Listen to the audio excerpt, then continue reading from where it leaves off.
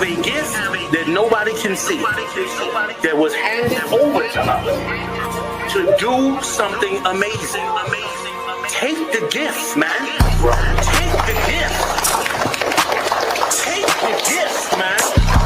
And let the Most High work in you to do something you have never believed. I ain't even impressed what you expect. You see this shit? Hold on, there's one West on my chest. One West world. That's it. Fucking street code, let a priest love. No stain, great Dane with the leash off. I ain't nothing of this world, I need a respawn. I just know they wish that I would stop, but I keep going. These fringes on my calf like a tube sock. I used to stuff the loose ones in my shoebox. And we came a long way from the curbside. Now we looking from the top from a bird eye. And I can't leave my brother on the battlefield. Lord, let the hell rain, we gon' see who real. And you know they gon' hate when they see a plate. So imagine what they doing for $250,000. And we really the only ones going to war. You niggas just be talking like y'all won the war. I made love to this truth and there's no divorce. My Spanish mommy call me Poppy like a corner store. Let me show you how to do it. City living by the word, I think it's time he proved. I think you better use your head before you fucking lose it. And save the acting for the camera, this is not a movie. I pray to God I don't fall off. I ain't nothing like y'all. Niggas think they slime, cut their head off a python. Blame me for my outlook, never counted the lookouts. The world said I wasn't shit, but look how I turned out. Not so bad, huh? Why you mad, huh? We go hard, but go harder for the have-not. Listen, when that oil hit your leg, then you can't stop. Your feet better hit the ground running, this shit bedrock. Man, we tried to put him on, but he sleep.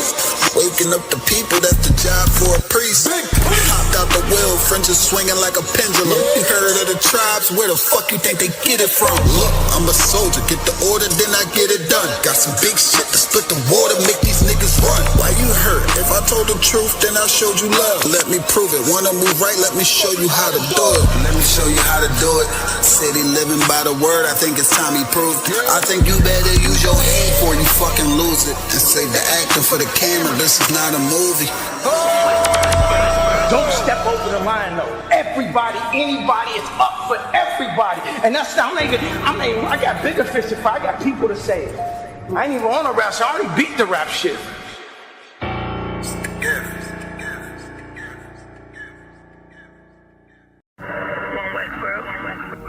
Check me out, dog. Roll the window up, man.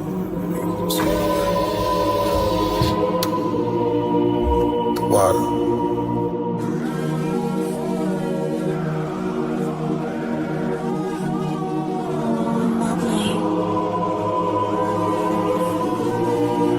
Ain't no better, dog, brother.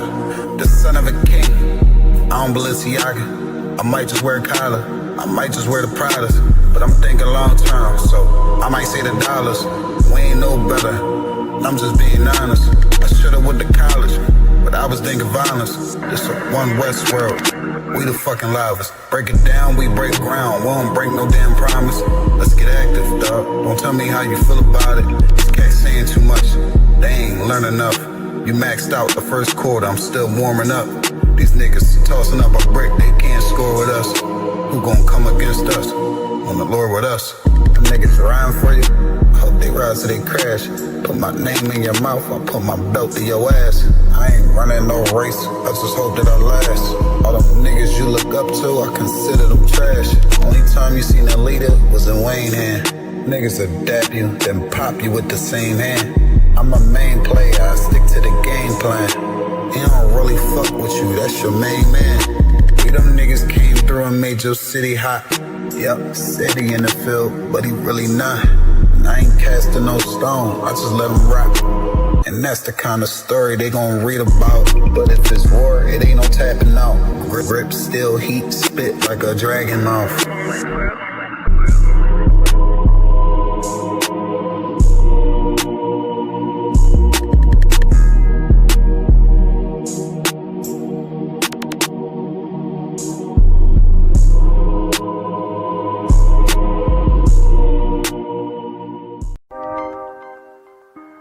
Yeah.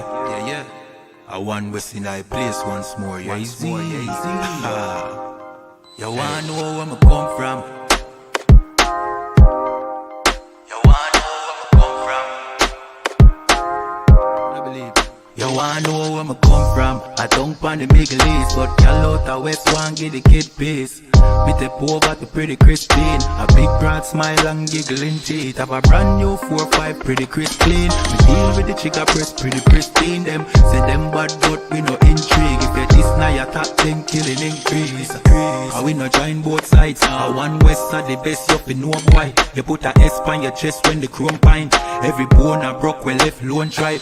Make a force right boy if you know your size. Don't see me on the street on a 4-5. You get ratchet knife in your throat pipe. Man who make your job flesh like your ghost rise. Give up the ghost, make it both wise. Y'all shut up, bend over, pan to a pint. Fuck you, make you get wet like a boat ride. If you hold tight, y'all, me a hold tight. Alright, no later, then more time. Me have things to do, but got more fight.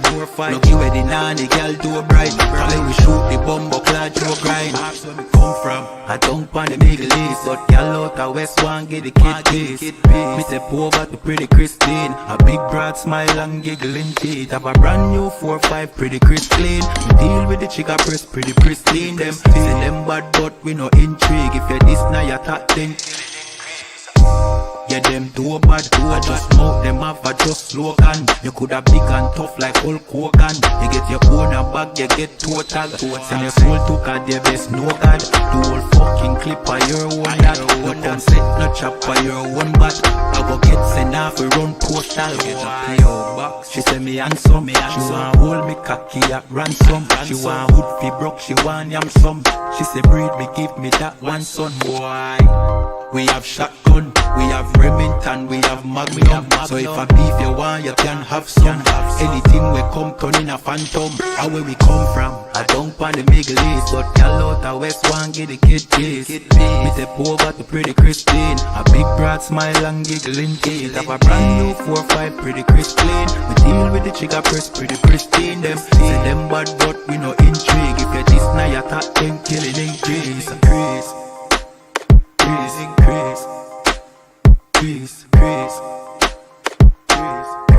You know, yeah, Z. I one was in a building. You know when we come through, just hide the gal them and hide the liquor. Warning.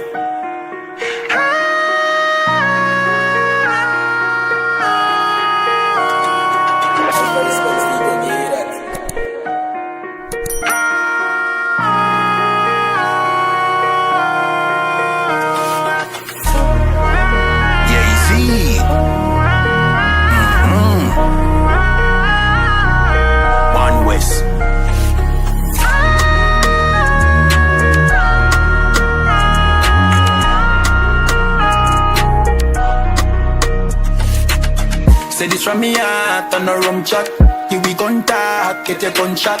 Make the sun dark and the ground black. We plant calm but I never agriculture. I know the eagle in the younger the vehicle when young people that are the vulture. Say them evil never the vulture. They coulda run pan diesel that a people away the blood clot.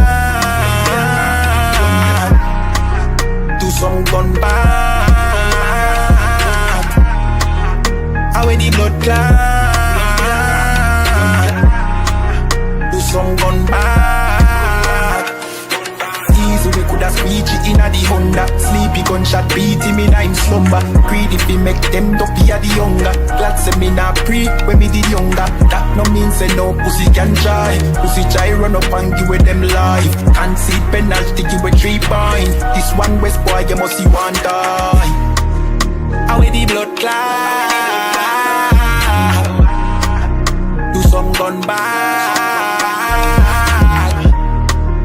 Away the blood clot. Do some gun back. Don't stop war with we.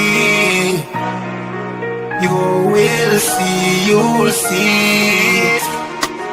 My thought them are real. Better agree. Don't stop war with we.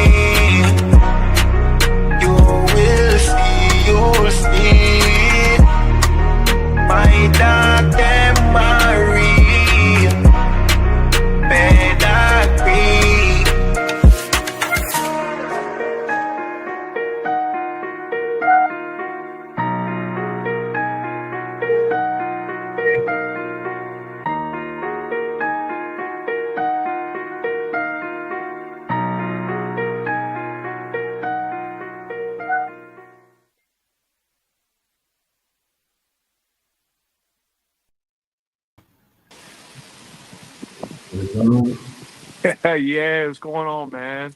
Hey, Good to see Shalom, you. Adonia. How about you, Shabbat? Shalom, how about you, Shabbat, man? Long time no see. Good to see you, brother. Good to see you. Okay. Okay. Can you hear me well? Can you see me well? Kind, sir. Okay. Kawakaya, I'm gonna Salami do better with the Abashishaba. background. We have another one of these. I'm gonna do better with the background. I'm getting crushed by these backgrounds back here, man. Hey, I'm in the damn Appalachian Mountains, y'all, and it's y'all are getting on nice. Mars with the Lord. Salakia. Yeah, Mosai in Christ, sir. It's Salaka. If I could, just a quick intro to all the brothers. Shalami Abashishaba. You understand? To all the sisters, Yahweh Shemal Atan Bashim Yahweh Shai. This is another episode of One West Ground Zero Radio Podcast, the best show in Canada. You already know what it is today. You understand? Hosted by Officer 1000, Ariyar, and myself, also 500 Barak Yala. We have a special guest today. You understand? Our own quantum physicist, the only Right. quantum physicist that is legit. Why? Because he's in the Israelite School of Universal and Practical Knowledge under Commanding John YAHANNA. You already know who that is. This is the smartest human being on the planet. Officer 5000, Ahban, YAHANNA. What's going on, sir? Christ. The water. I appreciate the intro. Appreciate the kind words again. Israelite School of Universal Practical Knowledge under Command John YAHANNA. Since 1969, we've been teaching the truth. I'm glad to be on this excellent show that you all have up north. Let's get to it. What are we doing? Yeah, Mosai in Christ, sister. Like, y'all. And before we get to the show to get the One West perspective of what's going on around the world in pop Okay. culture and our community, right? We'd like to ask you a few questions, if you don't mind, of course. Sure, that's no sweat. What's going on? So, like, I'm not sure if Officer Aria, would you like to start or? No, go ahead, priest. You got it. So, like, sir, with your knowledge, right? So yesterday, Officer Aria and myself were in an app called Beagle. You know, you get into battles or whatnot. There's a sister which actually came to the Passover in Atlanta. Okay. She made a comment about the climate because she's in London, right? Of how becoming a Muslim country in the UK, which is pretty similar to Canada. And she said she's going to have no choice but to come into the school for protection. Wow. Right. I wanted to get your insight on that. What do you think about that specific comment that she made? So she's saying that because, and this is London specifically, correct? Kawakan. Yeah, she's saying because London's becoming majority Muslim, she's saying that she needs to come to the truth for protection. Kawakan. I mean, based on my knowledge of the situation over there, I would say that's accurate. And I'd say that for any woman of the 12 tribes of Israel in that area or in another area where they're experiencing great cultural shocks, which is really what's going on over there. You're experiencing an influx of people who may or may not, respect particularly the British culture, particularly the English culture, what have you. And like we said before, I'm sure men above me have said, who knows why they're letting all these people in, because over here in Canada and in the States, we're the poster child for illegal immigration, right? Haitians, West Indians, Mexicans, etc. But over there and in Europe, we're getting reports that they're running amok over there, and it's not as widely spoken about. I mean, the Muslim population isn't as widely spoken about as being the so-called issue in regards to illegal immigration in terms of it bringing. So, like I said, your sound cut off now. Say again. So, like I said, your sound cut off for a few seconds. How am I now? Am I back? Kawakan, sir. Okay. Kawakan. So, all right, Dwight, I appreciate it. So, in any event, in cultures that are at odds with England, and again, you people coming to England from all different countries that are not necessarily fond of England. So yeah, I would say that she's absolutely correct, and I would say that in general, man or woman, it's high time to come into the truth. There's a lot of things happening on the planet. There's a lot of things that are going to happen very soon, particularly in the United States, that are going to shock the planet. The United States is on its way out. Okay, Canada as well is on its way out. The Western nations, European nations, are on their way out. Their currencies are depreciating quickly. They're quickly beginning to realize that having an industry based on pornography and on selling drugs to poor people and oppressing poor people doesn't work long term. They're going to need actual stuff and resources. China has stuff. China makes stuff. And so what they're beginning to realize is that they also need stuff. They don't have stuff. So, and it's become too expensive to make those items. So there's a lot of things that are going to shake up financially for each and every one of us, politically for these nations. Of course, we're apolitical here in the I.S.U.P.K, but to her point, she's absolutely correct. And I would extend this to any man or woman. You need to come to the truth, for protection. I know in England they're having an issue with the Muslims in regards to what they call here, respecting women or understanding that in the West, you have different boundaries. In a lot of these countries, man, first of all, child molestation is normal. It's absolutely normal. The only place where child molestation is not normal in the status quo is a place that adopts or has adopted Judeo-Christian principles. What do I mean by that? The Bible. Okay. They've adopted it erroneously, meaning they've lied on the Bible, but nonetheless, that standard of not abusing the weak, taking care of the poor, and not lording over people tyrannically, that's only found in the Bible. Without that, child molestation, without that, Allah says that I should have access to you, British woman. I'm going to do it on the train, on the bus, in the restaurant, whether I've asked you or not. No consent, none of that. All this stuff they're talking about with, so-called red pill, how to handle women, game and stuff like that, all that comes from the Bible on how to deal with a woman. If you see her in the field, you can't take her kicking and screaming. You would spit game to her so you can understand today. You would talk to her. You would seduce her. You would bag her. You would entertain, entertain, serenade, whatever they call it now, her, and whether if she accepts and you move forward and there's rules based on that. If she doesn't, you move it the hell along. But Akim, in other cultures, they don't have that. They do not have that. She says yes, or in other cultures, most other cultures on the planet, it's hit her over the head and drag her to a cave or the nearest woods. And then guess what? You're married. They have no say in this. So also, I'm going to end it here.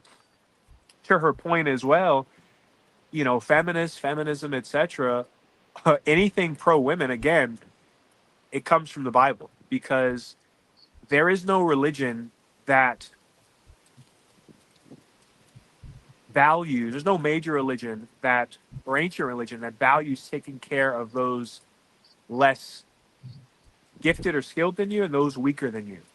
Polytheism, all these gods, the pantheon, Greek and Roman gods, the ancient Middle Eastern gods, which are now in Islam, those gods favor taking advantage of the weak, and women are physically weaker than men. This is a fact. And so what you're going to have with all of these different peoples coming into these Western nations is you're going to have a divide between people that believe in something that is close to the Bible and people that don't, And so what I would say to everybody is this. Well, last thing, Salakia.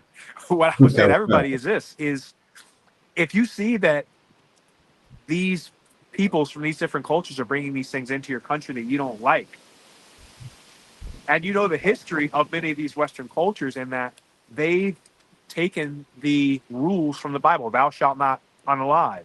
Thou shalt not, SA or take a woman against her will. Thou shalt not steal. Thou shalt not lie. These things are in the Bible, nowhere else, not in that comic book called the Quran, etc.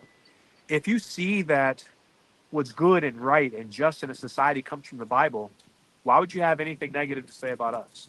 Why would you have anything negative to say about the men who come out on the streets all across planet Earth and unabashedly the Bible as it's written from cover to cover, in truth and in sincerity, and have been commissioned by God through his servants on the earth, the chief of them being Commander General YAHANNA, have been commissioned to go out and speak? Why would you have anything to say about us, and why wouldn't you join? So to her point, she should absolutely come on down. And yes, she and many like her in England are going to need protection of the Lord. As it says in the scriptures, it's in Isaiah somewhere, their women shall be ravished about Babylon. It's going to get real dark here real soon, as it is already.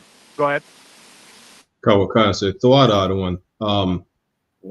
Before I was gonna ask the other question, I just want to make just to add on to what you said, right?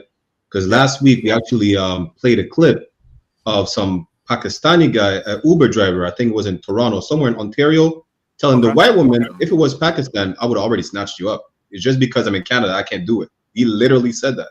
It's a lot. There you go. And that's going to be a problem here in the future, and that's going to spark unrest, because the men in Canada, except for you all, except for the brothers in the truth, the men in Canada have not an ounce of testosterone left. You know what I mean? It's been sucked out of them if they even had any. So even still, they're going to get pissed off at this, and why wouldn't they be? To the so-called white man that's running these nations, to you billionaires, you technocrats, etc. What do you expect to happen here? Akim, imagine if your woman was in an Uber and she came home, she tells you that the guy said, had we been in Pakistan, I would have basically SA'd you by now. I'd have just snatched you off into some goddamn cave like Tarzan. No man's going to stomach her, and I don't care how nice or liberal he is at all.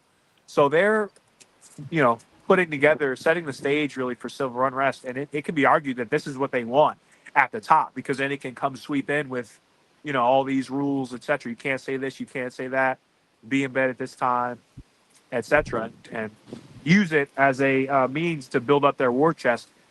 The last thing I want to say here on this is they're going to war. These nations, Canada, Con. America, they are going to war. You cannot like it. You can kick and scream against it. You can say nothing ever happens, all this other nonsense. These nations here are going to war. And yeah, that's absolutely crazy, what I just heard from you. And if my woman said that, if my woman was told that, I'd have a problem as well. So, oh well. Go ahead. Con. The other one. What you spoke about the war just now, it goes kind of into my second question, right? What if you could give your stance on basically looking at the geopolitical climate and what's going on right now, whether it's the US falling apart in Canada, we have a big heathen immigrant issue, right? I don't want to say issue, but for lack of better words, where Russia is already in the Americas. They're in Nicaragua. They just struck a deal with Venezuela to help them. We know Venezuela is not that friendly with the US. The Chinese are all over the three continents, whether it's the Caribbean, Central and South America, right?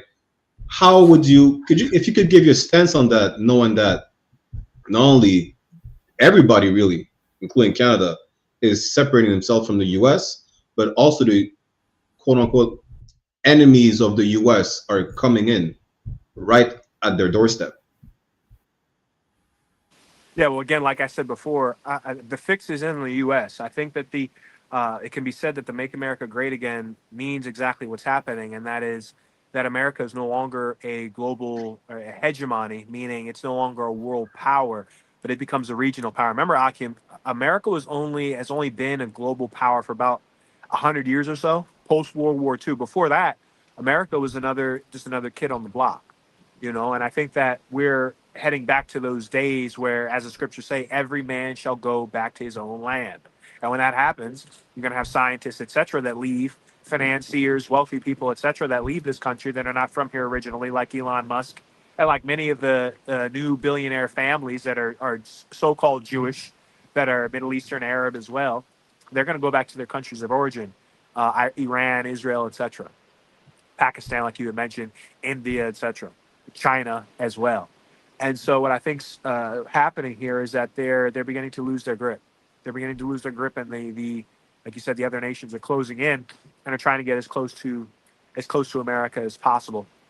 And I think on some level, this is what they want here in the United States, because again, you can't have scriptures say you can't serve two masters. So if we're going to be, not we being us, but if America is going to be a global power, then it can't be solely for itself. Do you understand what I'm saying?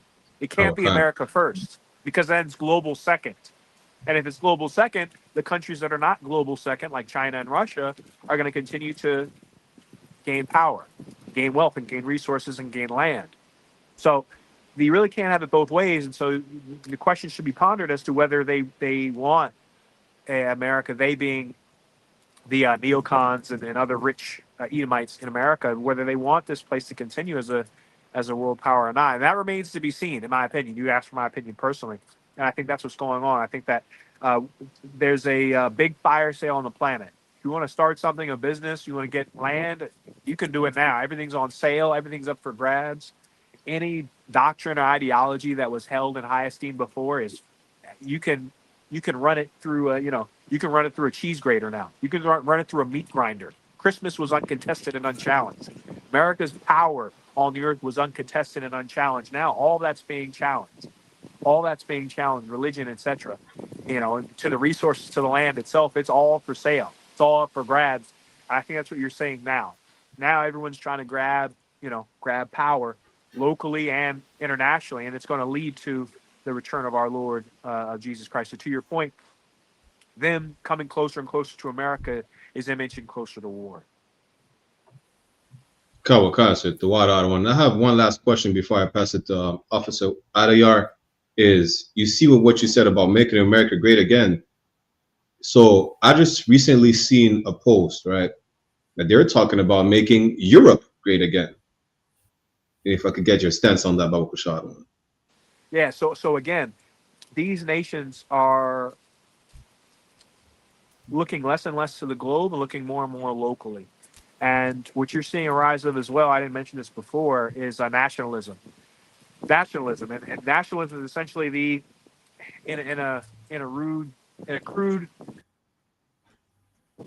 of the overarching and the great love for your nation over other nations and the love for your people. So what you're seeing more and more of, I know you're seeing it online with so-called anti-Semitism, right? Other groups of Edomites are making fun of Jewish people and calling them this and that. You're seeing more racism, particularly online, and allegedly racism here in the streets as well.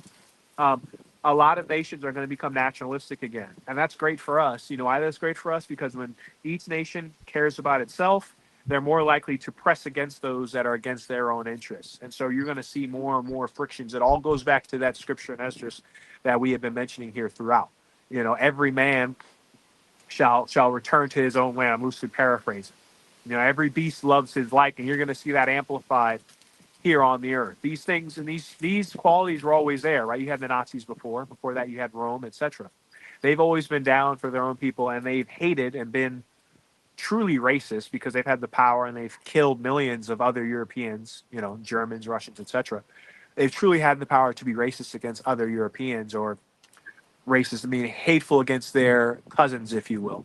And they'll continue to do that here in the future. So that's what you're seeing more of. These countries are starting to become more and more insular, more and more radical, more and more nationalistic. And when you have that, you have in Europe, that's always been a powder keg for destruction since Napoleon, you know. And so that's what's going to happen here again. What we're witnessing is the great shakeup of global power. This has happened about every 200 years. It was the Dutch, then it was the Portuguese, then it was the Spanish, it was the English here now recently, and their daughter, America, and that's about to change. And a lot of people think it's going to be China, Russia, etc. But what's really going to shock them is that this is it.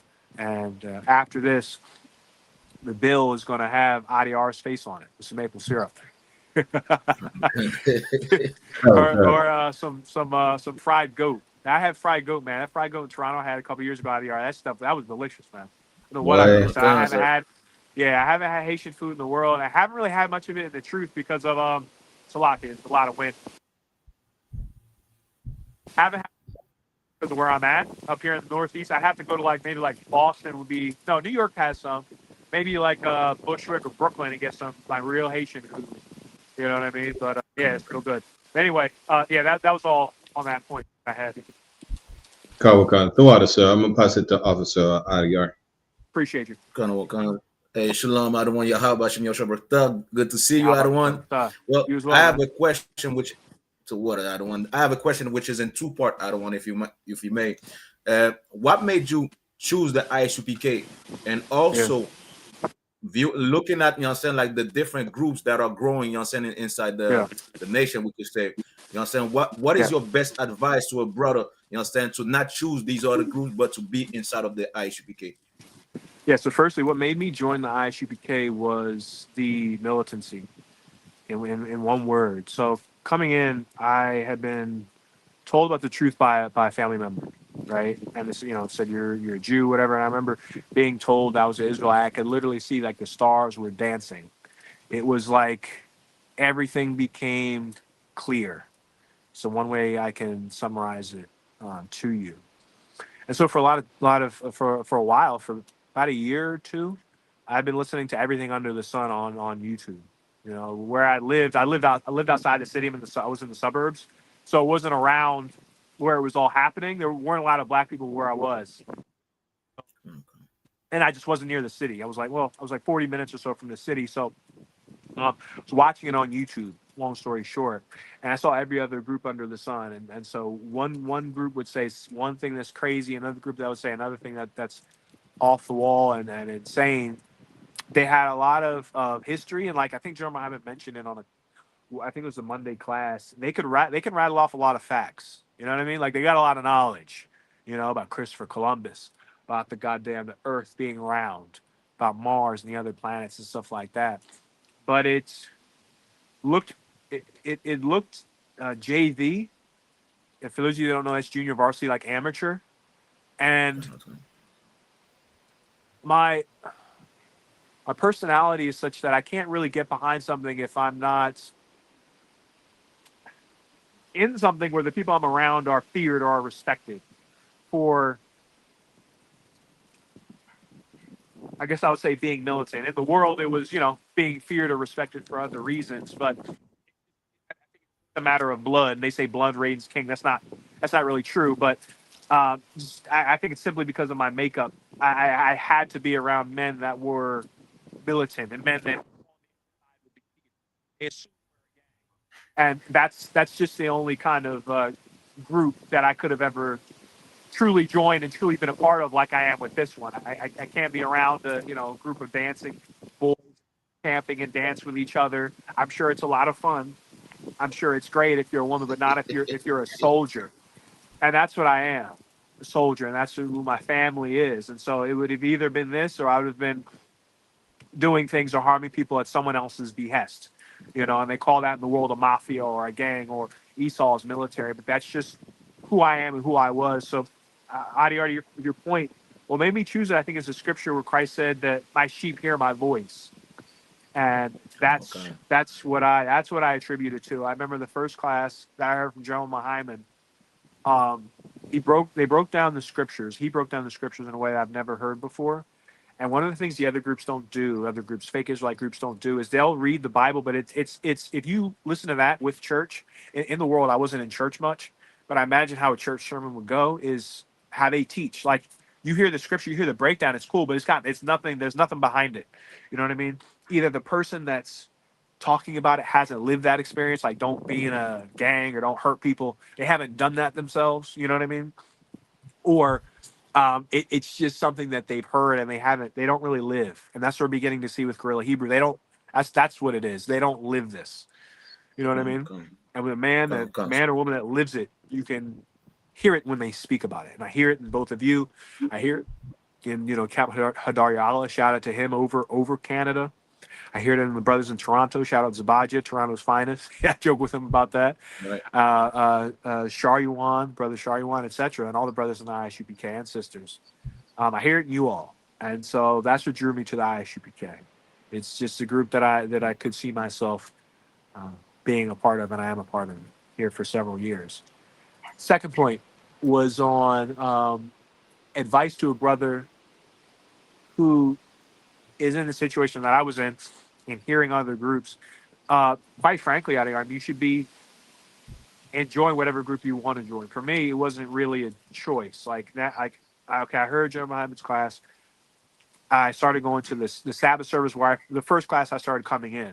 So at first, for like several months, I thought that's all it was. It was like we just come in on Saturdays. I was coming in flip-flops, t-shirt and shorts, and then that was that. But then I know we had the Monday class, etc. The first class I heard from Jeremiah Hyman, he was breaking down like W.E.B. Du Bois and scriptures about, like revolutionaries or a revolutionary breakdown is what it was. And I had notes from other groups, the Purple and others as well. I tossed them all.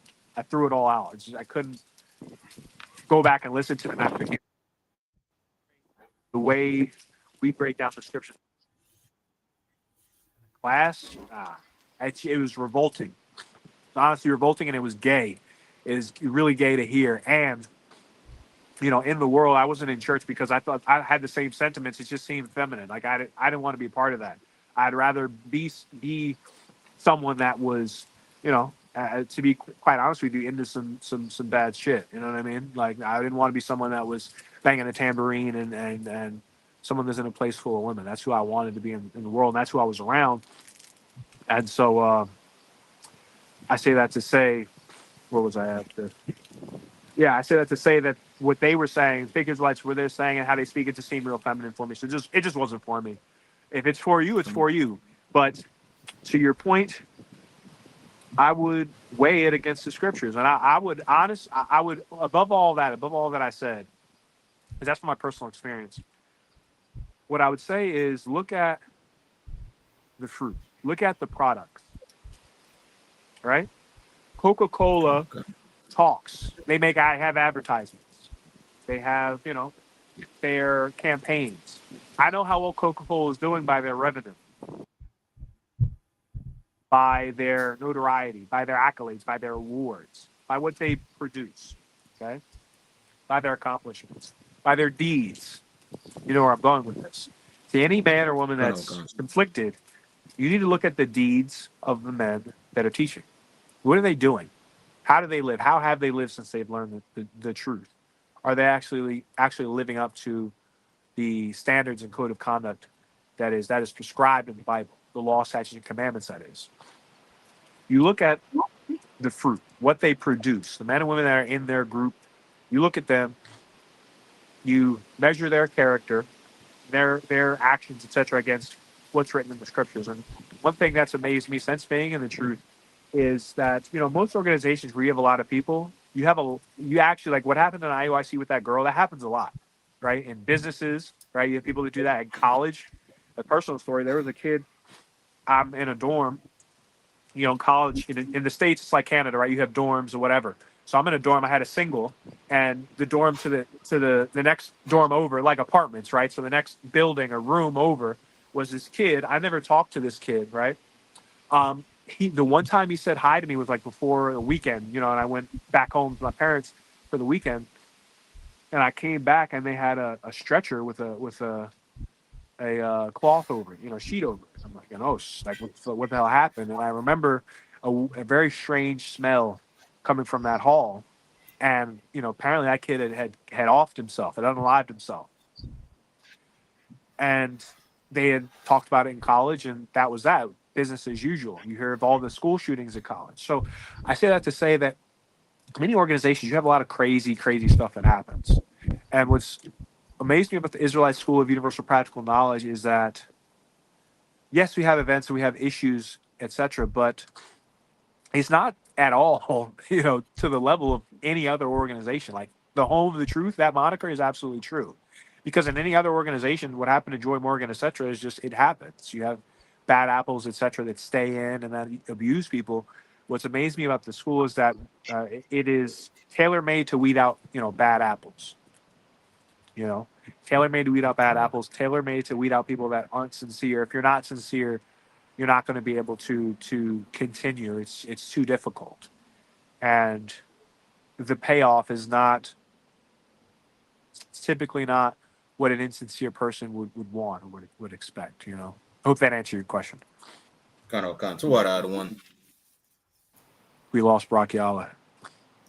He's probably gonna come back in a few. You understand? We have Officer 5,000 Ahban with us. You understand? Like the man, you understand, like that made this possible in Canada, you understand? And the man that I owe my life to as well, because if it wasn't for Officer Ahban and the Mosai concert, you understand, I would still be smoking weed today, you understand? So you helped me a lot, you understand, through going through that. I'll forever be thankful to you, Adawan.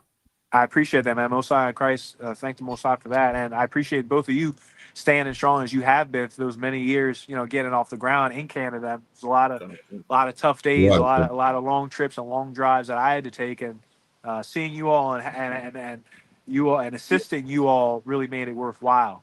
You know what I'm saying? And all the classes that we had taught, camps we had, etc. It was great. So I thank you all for standing stiffly as you have.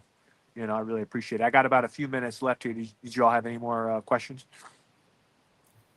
That was it on my part, Adawan. That was it? Okay.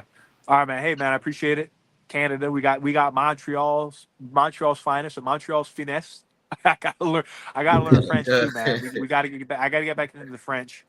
We gotta get back into the Creole. Shout out to Officer Yatazar, Haiti. They're doing big things down there in the Caribbean. All the brothers like Cap Mosh, etc. Captain Kapash, if I forgot your name, Salakia. If I neglected to mention you, but yeah. I appreciate it. Appreciate the brothers in Montreal for having me. Priest Officer 5000 Ahban signing off here. Shalom. At the water, brothers. I appreciate it. What are the users? Shalom. YAHANNA. Shalom. Most saying Christ, you had the pleasure of having Officer 5000 Ahban, you understand? The genius of the nation, the quantum physicist.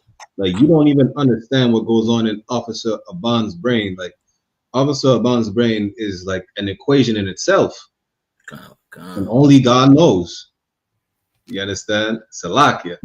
But, you know, let's get to the business as usual. Give you the one west stance of what's going on in the world, what's going on in Canada, pop culture, what's going on in the nation, outside the nation, in the planet Earth. Now, if you want to know what's going on to the core of the planet Earth, you have to call Officer Ahban, because he knows everything about every single layer of the planet and other planets. Salakia. Let's get into it. Let me share my screen. So, apparently, Canadian military is about to train 300,000 public servants to shoot guns, drive trucks, and fly drones. Good night. We just thought about that with Officer Ahban. The world is going to war. You know, the world is going to war. And Canada, listen, Canada has one of the worst military personnel ever right now. The army is like ranked number 28. It's right under Taiwan. Imagine that. No Edomite nation is ready to go to war. And I don't even think Canada ever won a single war on the ground. Right. You know, I don't even remember if the U.S. actually won a war on the ground. I'm going to have to speak to Officer Kazak Ahmad, Officer Malak.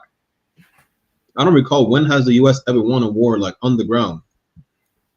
When have they ever been attacked? The first bomb that was dropped on U.S. soil was by the U.S. themselves in Tulsa, Oklahoma.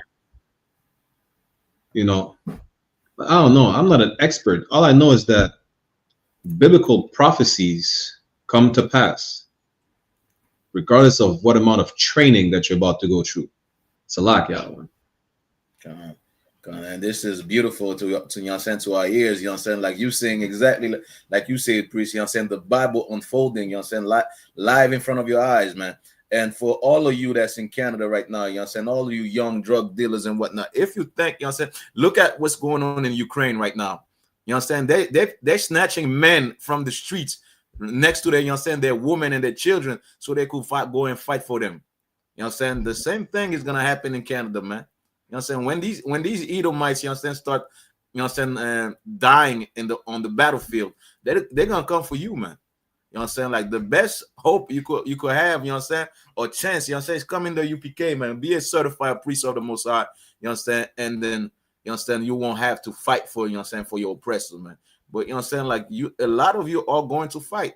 You know what I'm saying? And a message I have for all of you Edomites, instead of focusing on black people and what we do, focus about, you know what I'm saying, like going to fight for your country. You know what I'm saying? Because it's coming. You're going to fight. It's a lot.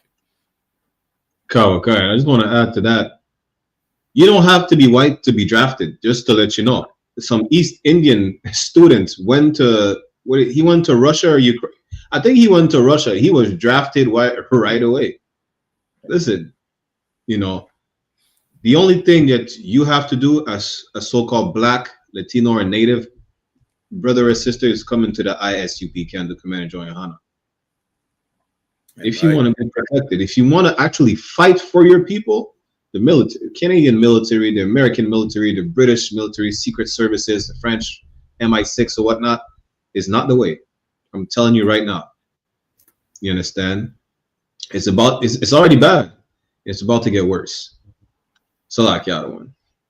And also for, you know what I'm saying, for my Haitian that love the military, you understand, just like you heard Officer Ahban said, he chose the UPK because we are militant, you understand. This is the military that you should be in, you know what I'm saying, the I.S.U.P.K. You know what I'm saying. If you think that you have protection being, you know what I'm saying, under the military, you know what I'm saying, flag or banner of your oppressor, just remember, like, you know what I'm saying, I believe it was last Sunday or the Sunday before, when we had the story of the Levites, you know what I'm saying, in Laval. You know what I'm saying, one of them is a security, you know what I'm saying, officer in the metro of Montreal, and the other one in the army. and they were treated like, you know what I'm saying, like just any regular, you know what I'm saying, poor black man. You know what I'm saying? So don't think, you know what I'm saying, because you're in the military and they're gonna respect you or love you. Nah, there's still racism in the military. You had that white woman, the you know what I'm saying, the devil, you know what I'm saying, that was crying because of racism in the army. You understand? Right. So being the I.S.U.P.K, man, come build, you know what I'm saying, your people, you know what I'm saying, come defend your own people, man. That was it. So, like, I just want to bring up a verse real quick before we move on, right? This is one of my favorite verses. It's Isaiah chapter 31, verse 1. It says, "Woe to them that go down to Egypt for help." It's not talking about physical Egypt. That's long after we were freed from actual Egypt, Metazorayim in the Hebrew, right? Egypt just means your land of captivity, which is where we are today in Canada, America. You understand? Spiritual Egypt, wherever we held captives. Woe meaning death and destruction to you that go, you know, ask your oppressor for assistance, for help, for protection. And stay on horses and trust in chariots because they are many. You're going to join the military thinking, you know what, you have to side with the white man because the white man is the most powerful living creature on the face of the earth. When you're sadly mistaken. You understand? Don't look at all the weapons they got. Listen, if the white man's so powerful, how come they lost the war, the Vietnam War? How come they lost the war against Afghani people? They went to war in the desert with people wearing chanclas and robes, throwing rocks at each other. You understand? They don't manufacture guns in Afghanistan. All they had is AK-47 that they got from the Russians that were all rusted out. And the Americans still lost the war. But you trust in America because they claim to be the big bad wolf, the big bad boy on the block. It's just a make-believe reputation. America is not that strong. Canada is not that strong. The whole white society is not as powerful as they make it seem. But because it's an image, and just like John Muhammad said multiple times, art controls the people. What the people are made to believe by what they see, it controls how they think. And because the white man shows that, you know, listen, I colonized all the earth, then you believe that he's the most powerful living creature on the face of the earth when you're absolutely mistaken. Let me keep reading. And in horsemen, because they are very strong, but they look not unto the Holy One of Israel. Who's that? Is the Most High God. The Most High God of Israel, the Holy One, the one who's set apart for the nation of Israel, the 12 tribes, so-called Blacks, Latinos, and Native American Indians. Right. Neither seek the Lord. Let me jump down to verse 3 because this was the most important part, right? It's right here. Now the Egyptians are men. Those people that you think are the most powerful people on the face of the earth, what do people like to say? We all bleed red. Guess what? They bleed red too. They breathe oxygen. And when they die, they die. They're not immortal. No empire ever lasted forever. There's only one empire that will last forever, and it's the empire of Christ, the kingdom of God. Yeah, right. Ruled by Yahawashi Mashiach in the Hebrew, who you call Jesus Christ, the nigger king, whose people is the niggers, spicks, and savages. You understand? We will rule forever. You keep reading. Now the Egyptians are men and not God. These people are just, you know, people. They're crackheads. They're regular white people. The regular white man, crackhead or not, it's just a man. He has no power. He makes you believe he's powerful. The only way these people have you believe they're powerful is because you trust in what they make you perceive. You don't trust in the Lord. Trust in the Lord with all thine heart. That's what the Bible says. The Bible says, listen, you trust in the Most High God and his way is perfect. He'll be a buckler, meaning a shield. He will defend you. You understand? If you trust in your enemy the nation that the Most High hates the most. This is who you trust in? A nation that the Most High gave nothing else but desolation. Good night. And their horses flesh and not spirit. When the Lord shall stretch out his hand, both he that helpeth shall fall, and he that is hoping shall fall down, and they all shall fail together. You're going to go into the military. Now you're going to see that they're going to be obliterated, but you're going to be obliterated with them. That's what's going to happen. You understand? Why? Because they ain't nothing. What? They're just men with a piece of metal in their hand. The Most High God will make rain, fire, and brimstone and destroy everything. Imagine that. One man, right, is going to come with 200 million angels, crack the sky open, and go to war with every single heathen nation. Every single one of them. Now, do the math. We're more than 8 billion people on earth. If you just subtract us, it's still more than one man plus 200 million angels, and they are going to lose. Christ will prevail. You understand? Salakia. Yes, man. So, what's next? What we got next? And don't forget to like and share this class, you understand? And if you want to be live with us, make sure you understand you have, you understand, like decorum, you respect yourself, you understand, and you could add up, you understand, not add or take away whatever, you understand, and whatnot, you understand, give your 2 cents on the topics, on the videos, and what's being said, all right? Yeah, let me put the StreamYard link in the chat to anyone who would like to ask a question live, make a comment, you understand, have decorum, be respectful, or not, as if we cared. We're just going to get kicked out. Or Brenda Gagne, the chief of the Missisquoi Abenaki Nation. She is of 99.9% European heritage. Of Joe and Marge Bruchak, writers and academics, they are of 99.9% European descent. Of Paul Pouliot, chief of the Kausuk band of the Panakuk Abenaki, he is 100% of European descent. Jacques T. Watso is counselor for the Abenaki Council of Odanak, a community on the south shore of the St. Lawrence River in Quebec. He revealed the results of a genealogical report on 8 individuals claiming to be Abenaki from Vermont and New Hampshire.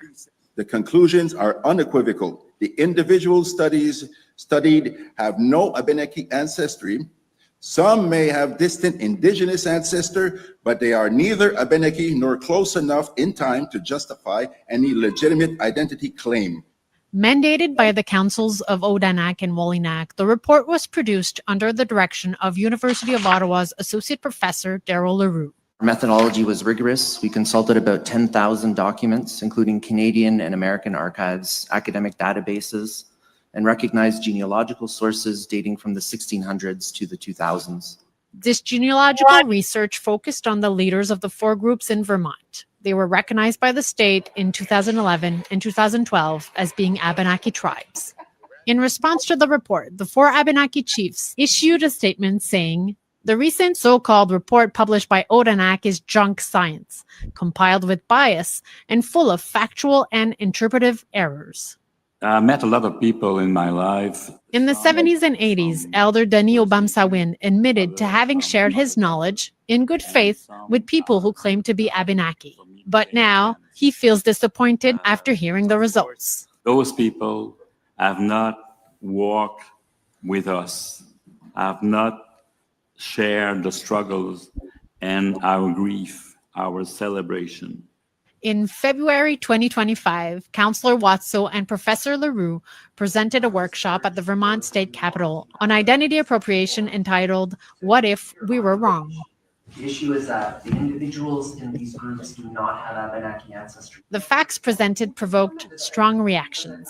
Who determines that? It's not up to you to say that. Actually did the genealogies of every single family that they claim in their own documentation. There's no Abenaki ancestors. The American Abenakis say their personal experience is just as valid as blood quantum. But Rick Obamsawin, chief of the Abenaki Council of Odanak, reiterated the following.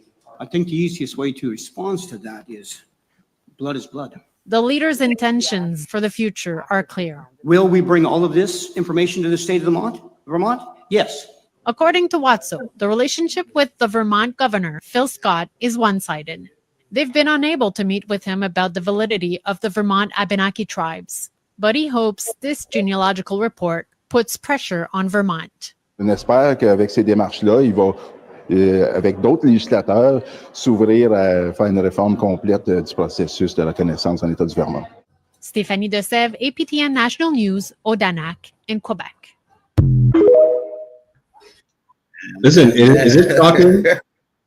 that white people claim to be indigenous when they're not? It's not. It's called being a $5 Indian.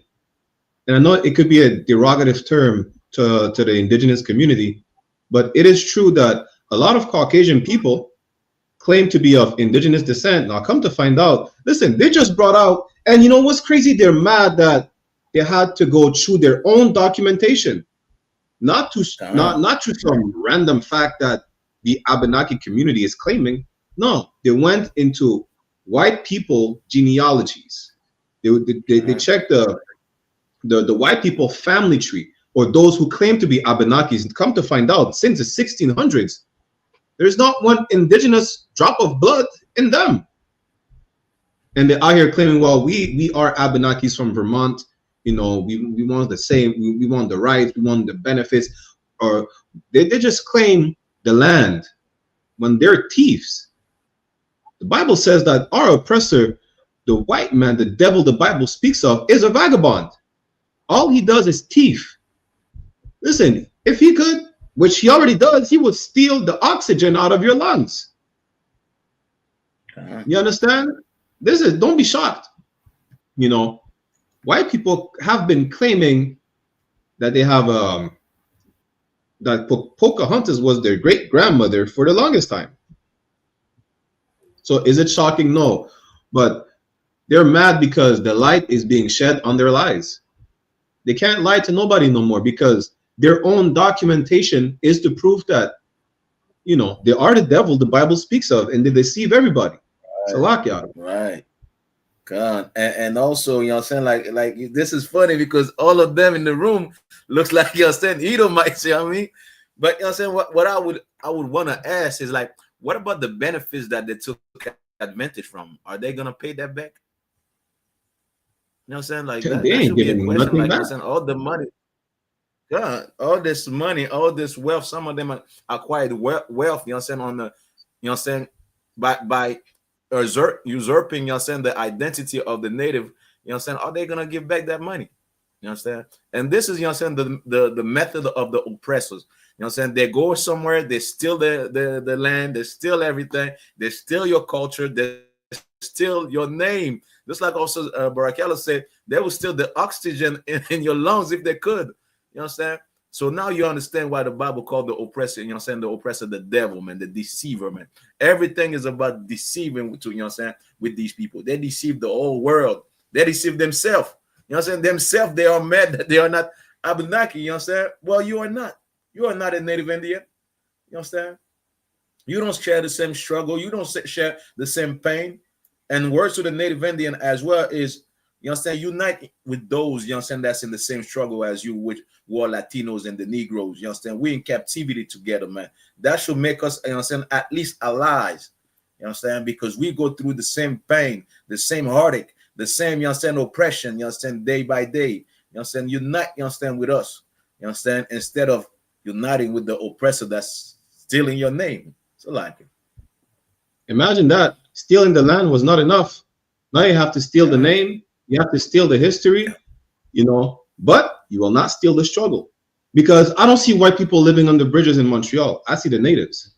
You understand? I don't see white people. Listen, as an Abenaki, right? Why are you not complaining about getting clean drinking water? Right. You see, that's not the problem. You're not sharing the struggle of the true Abenakis. Why don't you see white people on native reservations saying, well, we're not getting clean drinking water? Why don't you have the red hand stamp on your face saying we should protest more to find missing and murdered indigenous women? Aren't you a so-called Abenaki? Don't you claim to be a true Abenaki? Why are you not protesting to get the land back? I forgot. You already stole the land. You don't have to request to get the land back. You already got it, right? See, that's the problem. Our oppressor, the white man, is the goddamn devil the Bible speaks of. He'll make you believe, well, I'm an Abenaki descent because my great-grandmother, your great-grandmother, who may have been indigenous, was raped, and you're just proud about that? Right. Like, there's no true mix between whites and indigenous. That's a false premise that we learned that in high school. And I had a conversation with the devil talking about well, in Montreal, in Quebec, there was an alliance between the Mohawk and the French settlers. That's a lie. Y'all go see the book. It's called 200 Years of Slavery in Canada. I lost the English version when we went to camp. I still have the French version right there, right? The point is, this is a part in the book. You know what the French said about the Mohawk? They said they need to be exterminated. The white man will tell you in Montreal and Quebec, well, there was an alliance between the French and the Mohawk. When you look at history, the French came to Canada and said, out of all the nations, all the indigenous nations, all the indigenous tribes, the Mohawk are the one that have to be exterminated. That's what the French said. Right. What type of alliance is that? An alliance with death? Probably. But good night. See, that's what we say. Listen, you can't, everything that sounds good from the white man's mouth, you can't trust. Because come to find out, it's a lie. And it's crazy how hypocritical they are, because their own documents, their own archives are proving that they are lying. They're not of Abenaki descent. You should owe reparations to the Abenaki in everything that you stole. Right. Besides the land, besides the oxygen, besides the clean waterways, right? Listen, you're not even gonna apologize. You say they're appalled. They're like, damn, who decides that we're not Abenaki? Your own documents, nigga. Salakia, your own documents, cracker. Good night, Salakia. Salakia, I'm gonna just leave it right there. You're the devil of Bible speaker. You should tell the truth. I'm right. I'm right. And you seeing, like, you know what I'm saying, like, for everybody that's watching, you know what I'm saying, you seeing, like, you know what I'm saying, how this is, you know what I'm saying, like, being discovered right now. Now, you know what I'm saying, they're mad and whatnot. Wait until that happens to the Jewish. It's gonna happen. Good night. They're gonna the books are going to be open, and they're gonna realize they're gonna be doing the same thing. Matter of fact, you know what I'm saying, this is what they should be doing anyway before even giving them money. Take the skulls, you know what I'm saying, the bones of the people in the graves in Israel, match them, you know what I'm saying, with the people, you know what I'm saying, that lives in the land. And when I'm talking about, you know what I'm saying, the skulls, the bones of the real Jews, of the Israelites, not the Romans that were there, not, you know what I'm saying, the Greeks that were there, you know what I'm saying, but the Israelites, you know what I'm saying, go into their graves, take the bones, test them, and let's see if the Jewish people, the Jewish man and woman, are these people. You know what I'm saying? It's about to happen to them as well. You know what I'm saying? We're living in the last day, and like the Bible say, knowledge shall increase. Well, you're gonna realize who the devil is. You understand? You know what I'm saying? This the end of the world shall not come without, you know what I'm saying, the falling away first. And I'm paraphrasing, but you know what I'm saying, and you're gonna realize who the real devil is, man. You know what I'm saying? And this is what's happening today. But wait until you see the Jewish man crumble like this. Wait until you see the DNA test of the Jewish people, and you're gonna realize the whole time from 1969, the I.S.U.P.K been telling you the truth, been saying, you understand, like, these people are not Jews, but you actually, you understand, are the real true biblical Jews, man. So like it. Damn right. So we can move on to the next one. Yeah, the knockers are crying. It's a like it. This is a message from an OG lesbian. The acronym LGBTQ+ is not a representation of a united community, but the strategic forced teaming of the LGB with the TQ+ that serves a dark agenda to rebrand sexual fetishes and disorders as sexual orientations. For what was once a legitimate civil rights movement, gay rights, has been hijacked quite literally by the TQ+ and used as a Trojan horse to mainstream their degeneracy. First, we have the untouchable T's, the trans cult, who want to sterilize children with puberty blockers, turn all homosexuals into surgical simulations of straight people, and destroy women's rights to enable men's fetishes. Then we have the Qs, young men feminized by sissy porn, furries and pups who fetishize bestiality, and even adult babies who fetishize infancy are all accepted and protected by the rainbow umbrella that magically transforms all scrutiny into bigotry. But the thing that requires the most scrutiny is the unspecified plus at the end, a placeholder for what's coming next. MAPS, or minor attracted people, a euphemism that is already being used to describe pedophiles who are waiting in the wings for their time to shine. Because the LGBTQ plus sexual PSYOP is not about promoting tolerance of diversity. It's about grooming society to accept depravity. And as an L, I renounce all association with it and the LGBs who are accessories to the fact. And I urge you to do the same and join the movement for LGB without the TQ plus, because we need to divorce people and we need it stat. Well, good night. Yeah. All I gotta say is, if she rejecting the transmissioner community, is she a bigot? Listen, I'm asking about her. You understand? Is she a bigot?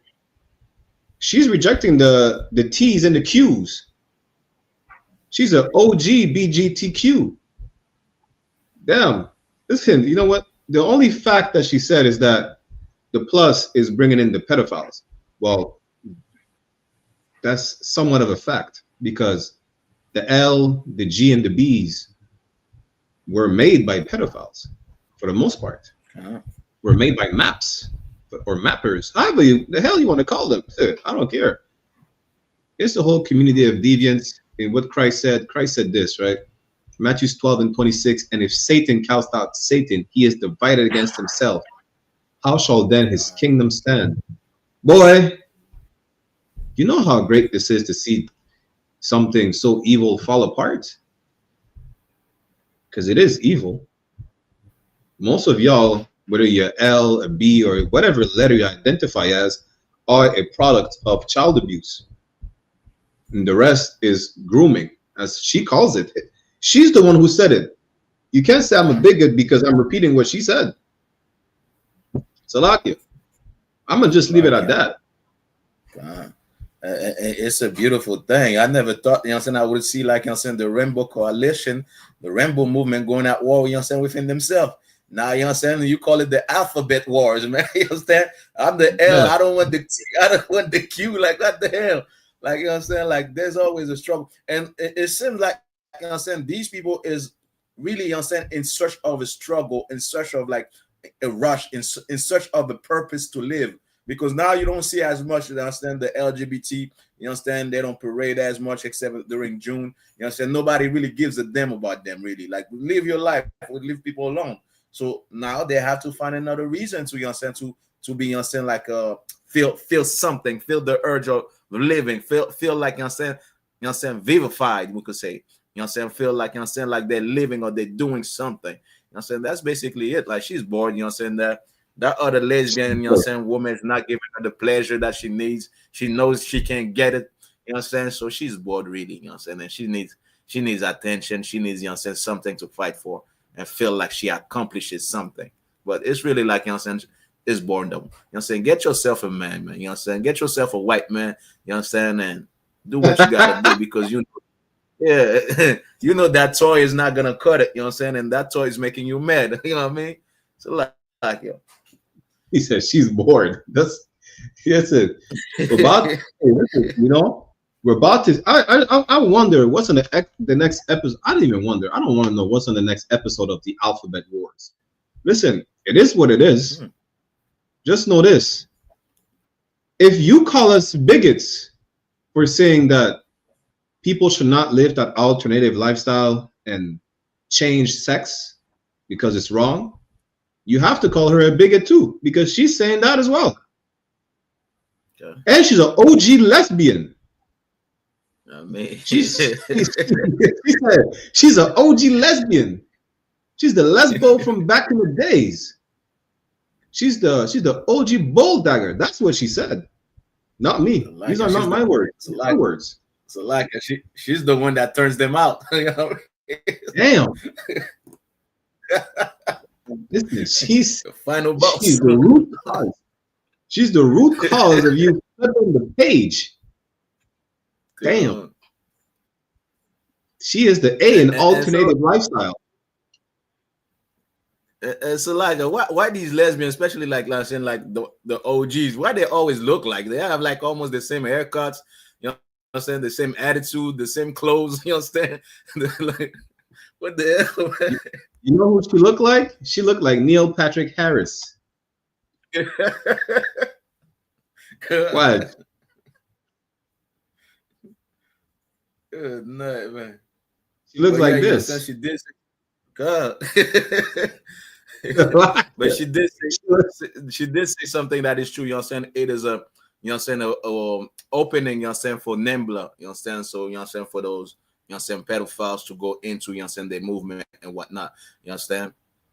But you know what I'm saying, like, hey, like you said, Officer Barkella, you know what I'm saying, those maps, I don't, you know what I'm saying, you can't even talk properly with these people, man. Those pedophiles are the ones that created, you know what I'm saying, a lot of these LGBT, you understand, people. Understand?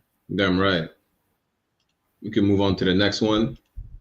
Islamic classical law, it seems like one can own a slave. So can you talk to me about that a little bit? Yeah, and this is rooted in the Quran itself, that since the Quran has left it open as a possibility that people could own slaves, well, who are we to cancel it altogether? We human beings have no say in what God has allowed. So when you ask the question, why didn't Islam abolish slavery?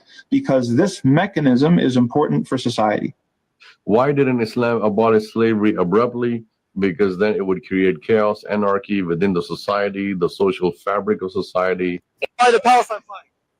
This is Pan-African flag, red, black, and green. Yo, shut up! I didn't even know. Marcus Garvey, right? It's black people who live around here, disenfranchised, black diaspora. This is our rallying call, right? It's all that matters, right? That's what this one got nothing to do with Palestine. Hell yeah, Palestine, I'm saying Hamas, Al Jawiya, they running through doing the same thing that's being done to them. They slaughtering men, women, and children in Sudan right now, so I could give a fuck. Fuck that people, you heard? Fuck yeah. Yeah. I love that dude. Islamic. You know what? We should have played that clip for the sister yesterday, talking about the Islam freed the slaves. It's sanctioned. It's sanctioned in the Quran. You know what? It's not our words. These are imams. You say, well, we don't know nothing about Islam. We're not imams. No sweat. The imams are right here. They're saying sanctioned in the Quran. Don't take our words for it. Listen to your imams. They're the ones saying it right here. You know, and just like I think it's a brother, because Africans don't talk about Pan-Africanism, right? Who was rocking the flag. He's saying right now what's happened to the Palestinians, they're doing the same thing in Sudan. Don't you know in Islam they have a caste system? They don't give a damn about, listen, the Africans could be Muslim right now. They don't give a damn about the African Muslims. There's a hierarchy system in Islam. The top ones are the Arab Muslims, then the non-Muslim Arabs. Imagine that. They're not Muslims, but they still have brotherhood over the Muslims, Africans, or the converts. Just so you know, like the sister said, there's no racism in Islam. Islam freed the slaves. There's absolutely racism. You know how I know? Outside of the studies that I made in the world, I had some neighbors from Morocco. I have a cat that I know in high school. He's from Egypt today. He told me straight up, Arabs don't like black people. All right. You know, he's like an exception. Why? We went to high school together. He has black friends, but as a whole, Arabs don't like black people. That's a fact, Muslim or not. So yeah, here you go, Salakia. And the Ishmaelites said, you understand, we can't, you understand, we can stop slavery because it will destroy their society. How? Like, you understand, like the only way I could think of is like, that's because you're lazy and you depend on somebody else to do the work. And you know, like if, you know what I'm saying, you don't have slaves, then you know what I'm saying, you won't do the work that slaves are doing. So, you know what I'm saying, like these people are cruel, man, you know what I'm saying? Like, and that's for all of you, like Black, Hispanics, and Native Indian, especially the women nowadays, because you know what I'm saying, the Arabs have a lighter complexion, you know what I'm saying, the silky smooth hair and whatnot, you know what I'm saying, you think they're better and whatnot, you know what I'm saying, they're your Persian princes, you know what I'm saying, the Arab prince, you know what I'm saying, these people hate you and they look at you like whores, you know what I'm saying, they don't look at you as human beings, you know what I'm saying, the dog has more value to them than you, their camel, you know what I'm saying, has more value to them than you. You understand? You just something, you understand, to be used. Why? Because you're not them. You know what I'm saying? Like this is a important, you know what I'm saying, like a, you know what I'm saying, a lesson for you to get, you know what I'm saying? Like, and this is why they call you Abid among themselves. You know what I'm saying? Why? Because they look at you as slaves. You know what I'm saying? That's how Muslim call you. You know what I'm saying? Even though they don't say in front of your face, if you understand it, they might even do, you know what I'm saying, since they know you don't understand what it means. But when you hear, like, you know what I'm saying, the Muslim call you Abid or say Abid, they're saying you slave. You know what I'm saying? They're talking about you. You know what I'm saying? So these people, you know what I'm saying, that you realize, you know what I'm saying, why these people don't tell you your identity and don't love you, man, because they look at you as slave. They've always been and they always will until we take over, you know what I'm saying, and rule over them. It's a lot. Imagine that. It's a lot. Whites of South Africa are native. What do I mean by that? I mean that South Africa, prior to colonization, was not inhabited. The only group that inhabited South Africa around the time of the Dutch's arrival was the Khoisan. The Khoisan are a nomadic people, and they look like other South African populations, meaning they don't look like what we consider black. The black people of South Africa largely came later, many of which around the same time as the Dutch. They largely came from modern-day Cameroon. And so the argument that you hear that black South Africans are like the indigenous and these white people are terrible colonizers, that comes from Pan-Africanism. The Dutch settlers that colonized South Africa, they did so on land where people were not living. The bush of South Africa is not conducive to building a society. The Khoisan were nomadic and a very, very small population that we're not even sure naturally comes from South Africa. And so if the Dutch were the first people to build a permanent settlement in South Africa, that makes them indigenous. Like American Indians came through Siberia and then were the first to establish settlements in what's now America. And so we consider them native in the sense that they were the first to set up shop. The Dutch, the Boers, it's the same thing. They were the first to set up shop in South Africa. So if you don't believe that the Dutch settlers became the indigenous of South Africa, then you also don't believe that American Indians are indigenous. The whites... Listen, the white man is diabolical. First of all, the natives did not come from Siberia, but that's a whole different story, right? This man is really making an argument to say white people are indigenous to South Africa. Is exactly just like the white people in southern Quebec by Vermont saying that they're Abenakis. Yeah, hey, you can't make this up. Like, he made a whole argument to say, listen, the people who, imagine that, he said the people who are already in South Africa did not stay in one place in South Africa, therefore we can't count them as indigenous to South Africa. The Dutch who came to colonize, and he used the word colonize to describe an indigenous people. Damn, you can't make me not believe that the white man is not the devil. Right. Salak, y'all, one. This is diabolical. And so, like, I just want to add as well. Why does he look like a OG lesbian though?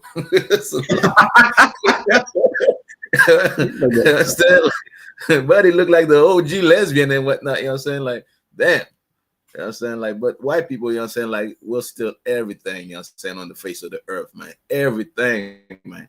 You know what I'm saying? They can't be honest with themselves. They can't say, you know what I'm saying? They always got to, you know what I'm saying, like, put themselves in a positive light. So I don't know, like, they don't feel bad about themselves or what they have done. But, you know what I'm saying, like, every day is live with these people, man. They can't be honest for like 5 seconds, man. Damn. It's a lot. He really said, he made a whole argument to say white people are indigenous to South Africa. I can't believe this. It's bad. You see, the white man being the devil, it's not because he has horns. You understand? He's a deceiver. And if you truly believe that, listen, everything white people said, just take it with a grain of salt. They are the devil. If they tell you they're the devil, believe them. If they tell you they're monsters, believe them. If they tell you they're evil, believe them. Now, if they tell you they're good people, hey, that's up to you at your own risk and peril. As far as me, you know, I'm going to be cautious all the time. I cannot trust a white person. His argument is the reason why. Because he will take the phone from you. He will take your iPhone and say, it's my phone, even though it belongs to me. They're going to say it's his phone. Why? Because it's a white man's phone. How is it a white man's phone if I bought it? Well, Steve Jobs, a white man. He's going to use our stupid arguments like that just to steal what belongs to you. You understand? You're going to come to America and say, well, America is a white man's land. How so? If there were indigenous people over here. Well, America is not an indigenous name. Are you serious? Yes. That's really the psyche of a white person. You understand? Just to justify their wickedness. Okay, we can move on unless you want to add something to it. I don't want to lock you. Allah, I just can't pat, you know what I'm saying? Can't put it past me how he looks like, you know what I'm saying, the OG lesbian. So like it. OG night. Step down. What's your age? I'm 25. Are you single? I'm in a relationship. A long-term one. How long have you been with your man? Like a year and a half. And he doesn't care about how you came out tonight with your girls? No, not at all. Like, we're very comfortable. Like, we're starting a company together and everything. We're very much comfortable. And, you know, we have a lot of confidence in the relationship. So I go out all the time. I'm always outside. In your mind, why do you feel like most men wouldn't be comfortable with their woman coming out dressed as you are? What are you saying about how I'm dressed? I'm saying that your nipples are out. I mean, shit. I feel like it's because most men are like uncomfortable, and I feel like when you view women as like property rather than their like individual beings, like you get possessive over like how they creatively express themselves. Because I feel like fashion is a way I express myself, and you know, my boyfriend being chill with whatever I wear, like it makes me happy because then I get to be myself, and I feel like that's all you want in a relationship at the end of the day. Like two people being their full self, but still like loving together, growing together, you know. Je te montre comment faire des chicken tenders. Boy, listen. That's bad. He said, don't your men care about how you dress? He said, how am I dressed? Well, your nipples are out. Shit. He said, if you start viewing women as possessions, well, we don't give a damn about what heathens think, but a lot of our sisters model their mindset after heathens. Our sisters are princesses of Zion. You understand? They are the real biblical Jews of antiquity, the Israelites. And here's this is what it is for our sisters who want to complain about, well, I'm not his possession. I'm my own self. This is my body, my choice. Ecclesiasticus 36:24 said, he that getteth a wife beginneth a possession. You're mine. Your titties belong to me. You understand? They're not for the world to see. They're for my eyes to see only. You understand? Now, if you have a problem with that, you should have thought about it twice before spreading your legs open, because now you belong to me. You understand? And it's a great, imagine that, it's a great thing, because you're trying to see it as a negative aspect just because of the trauma of slavery. I'm a possession. I belong to you like a slave. You know, I care for what belongs to me. I care. If a man buys a car, right, the car belongs to him. He's going to be careful with that car. He's going to make sure the car is always taken care of. The oil is changed. Good night. He's going to splurge you like he splurges the car. Just like he buys you a necklace, some earrings, you know, I don't know, whatever the hell you like. He buy you some clothes. He's going to put some rims on that car. He's going to make it shine all the time. He's going to take care of his possession. And imagine that. Women have an issue with them saying, well, me being his possession, it sounds wrong. Well, your kids are your possession. They belong to you. They're your kids. It's only an issue when it becomes to a woman belonging to a man. And you should want to belong to a man, because now he's your protection. You understand? You're covered under his wings. You want to be covered under it, especially in the times that we're in right now. You don't want to be walking around with your titties out. What's wrong with you? And then you want to complain about, well, men are sexualizing women over it. You're sexualizing yourself. You're walking with a see-through blanket. You're walking with a see-through tablecloth on you. You understand? Look at this, right? You're walking with a see-through tablecloth. This is like a veil on your body. You want to complain? Let me finish the verse real quick. A help like unto himself, a pillar of rest. That man is stressed the hell out with that woman walking with her breast out. Everybody can see your nipples. He's sleepless. You're not a pillar of rest if you dress like that disgusting, filthy, rat-eating heathen. Verse 25, where no hedge is, there the possession is spoiled. What is a hedge? A hedge is a protection. A hedge is like it's like a wall that is there to protect the possession, that is there to protect you. You should want to be the possession of a man. So he is your hedge. He is protecting you. You get into a car crash, he's there to take responsibility. Right? Listen, I don't think you fathom how it's an honor for you to be under that man. The man, he wants nothing but for you to be safe. I'm not even talking about the times of war they're about to get. And rape is rampant during war. Right now, sisters talking about, well, women are not safe. We're being catcalled and this and that. Or, over-sexualized and eyes on us like they're perverts. What do you mean? You're walking outside damn near naked. Talking about perverts? Cover yourself. Like the man said, yo, don't your men have an issue with how you're dressing? She said, how am I dressed? Your nipples are out, bitch. Damn, Salakia. No, I'm gonna leave it at that. Yeah, she's a loose leg, man. You know what I'm saying?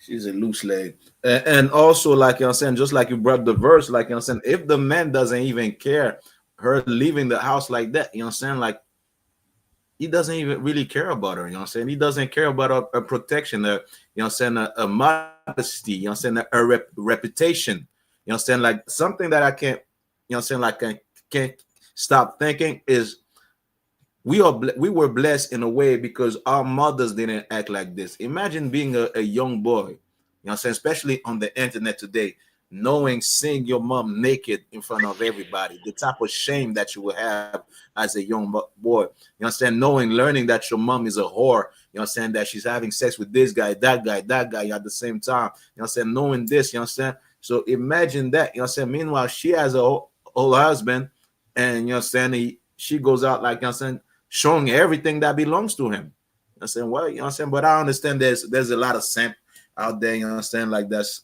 with these women. But she's not gonna stay with him. She's having sex with other men as well. You know what I'm saying? She's a loose leg. It's a lot. She's a loose titty. God. Good night. Just loose everything. Everything loose. It's a lock, yeah.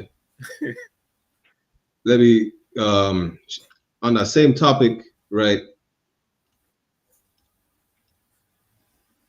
Of a man not to like. Is it insecure of a man not to like or want you to dress sexy in order for you to be his wife? What's sexy? What I got on, like what I got on right now. Oh, let me, I gotta get a good look at you. Let me see, where your shirt at? Kitty, what do you think? I think that sometimes some of y'all women really don't understand how territorial men are. It's different if you were covered up, but baby, you got tape on. So yes, of course, a man who knows how men are going to look at you, knowing that there's going to be men who are going to be predators or going to pursue you, he's right for saying that. That's not meaning that he's insecure. He's territorial. That's a man's nature, and that's absolutely okay. It's your responsibility as his woman to understand his nature and to also have boundaries with yourself, knowing what you are exposing yourself to. I'm gonna say this, I'm gonna be quick. I'm so glad I can have conversations with my husband because I asked him, we had a deep conversation. I said, what is it about women that will make you not wife her? And the first thing he said, the way she presents herself. That's coming from a man. Men will tell you that if you dress provocative, they're going to see you as an object. Stop calling men insecure. That is their God-given right to say, I don't want my woman to present herself out here because not only is she a representation of Yeah, you understand? Like, you don't want to listen to us. Listen to a sister telling you, stop dressing like a whore.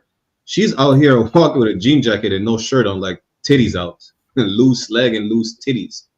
Listen, imagine that. Your women are complaining about being objectified all the time. You're walking around naked. You only have a blanket on, and you want to complain, well, people are looking at me like, a piece of steak. You're dangling yourself in front of hungry predators every day. You want to complain that these predators are pursuing you. And imagine what example you're showing your daughter or your son, because now How is your son going to treat other women just like you're being treated, or you want to be treated? Because clearly you don't care about self-respect. How? Because imagine that you're in a convention walking around with an open jean jacket and no shirt on. You're talking about, well, is it wrong to dress sexy for my man or whatnot? If you're walking around like that in public with no shirt on, just days out, yes, it's wrong. I don't even know how she tried to present that question, the way she's dressed. You know what she was looking for? She was looking for one of the sisters on stage to just agree with her, to just show her some false sisterhood, to not slut shame her. You're a slut. I'm not even mad of, I don't care of saying it like that. We should bring back slut shaming for you to understand. It's wrong for you to just be walking around naked. It's wrong for you. It's wrong. Just like I already said, imagine your kids are going to watch you like, yo, how are you parading yourself as a whore? Your kid, now, you know what he's going to do, your son? He's going to look for a whore as a wife. You're going to tell him, don't wife her, she's a whore. Well, mom, that's how you used to dress. I just want a woman that's like my mom. That's what your son is going to say. Now you're going to say, well, you're going to tell your daughter, don't, walk around like a whore, put some clothes on to protect yourself from predators. She's going to say, well, mom, you used to dress like that and you didn't have an issue, clearly. That's what's going to happen. And don't give me that dumb look on your face like, well, I'm really, I thought it was an innocent question. You know exactly what you were doing. And now you're appalled that the women is not agreeing with you because they don't agree with our sisters being whores, but they should not. Let's bring back slut shaming once and for all. Salaki. What you said is true. She was seeking validation. I said that's what she was doing. And also when she said, you want to dress sexy, for your man, do it in front of in your house. If you're gonna go outside, like this, you're not dressing for your man. You outside, your man is not even there. You know what I'm saying? And you are, like there's something that people, women need to understand. I know like this society is like, pushes feminism. It's all about you. Once you're into a relationship, you enter into that relationship, you become exactly the representation of your man. When people look at you, they look at your man. When you disrespect your man, when you cheat on your man, you give the ground for them to disrespect your man as well. When you dress like this, people are looking at your man like, yo, your bitch is, like your bitch is a bitch. She's walking like this and whatnot with no self-respect. With no respect for you as well. You are the representation of your man. Just like the man, represent exactly, like this body.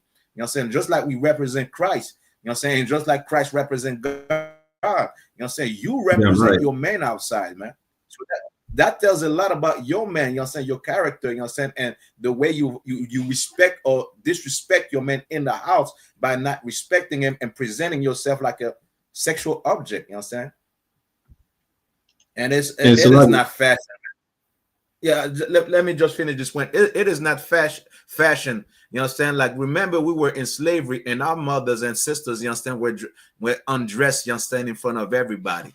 So this is really like, like you really showing you still a slave by being, like a whore and being naked out there, because that's how they put our foremothers, like in selling them, in the auction market and whatnot. They were naked. And today you replicate that as well, and you think like it is dressing sexy for the world. Nah, dress sexy, do it in the comfort of your house, between your walls and your man, because appreciate it. You go outside, have some decency, man, have some modesty. So like it.